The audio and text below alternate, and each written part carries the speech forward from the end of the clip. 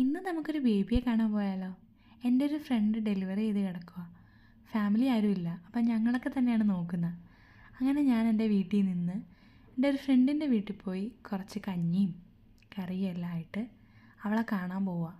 അപ്പോൾ ഞങ്ങൾ അവിടെ നിന്ന് കുറച്ച് നേരം സംസാരിക്കുകയൊക്കെ ചെയ്ത് ബോൾട്ടൊക്കെ ബുക്ക് ചെയ്ത് ഞാൻ ഹോസ്പിറ്റലിലോട്ട് പോവുക.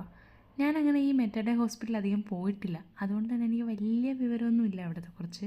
അതുകൊണ്ടാണ് ബോൾട്ട് വിളിച്ച് പോകണം, ബസ്സിന് പോണതിന് വരെ. അങ്ങനെ ബോൾട്ട് വിളിച്ച് ഹോസ്പിറ്റലിലെത്തി. കൂടെ ഒരു കൊച്ചു ഇപ്പോൾ ഉണ്ടായിരുന്നു. അപ്പോൾ അവളെ വിളിച്ച് കുഞ്ഞിനെ കാണാനായിട്ട് പോവുക. അവൾ വാർഡിലാണ് കിടക്കുന്നത്. അങ്ങനെ വാർഡിൻ്റെ മുന്നിൽ വെച്ച് ആ കൊച്ചു വന്നതിന് ശേഷം അതിൻ്റെ കൂടെ പോയി കുഞ്ഞിനെ പോയി കണ്ട്. നല്ല അമ്പൂറ്റി ഒരു മോനാണേ.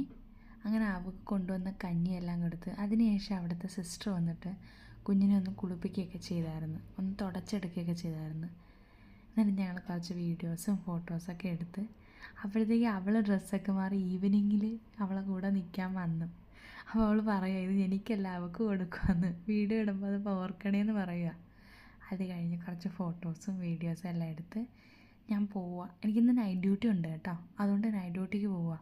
അപ്പോൾ അവിടുന്ന് അടുത്ത ബസ് പിടിച്ച് നൈറ്റ് ഡ്യൂട്ടിക്ക് പോവുക. അവിടുന്ന് ഒരു ഒറ്റ ബസ് പിടിച്ചാൽ മതി ഡ്യൂട്ടിക്ക് പോകാനായിട്ട്.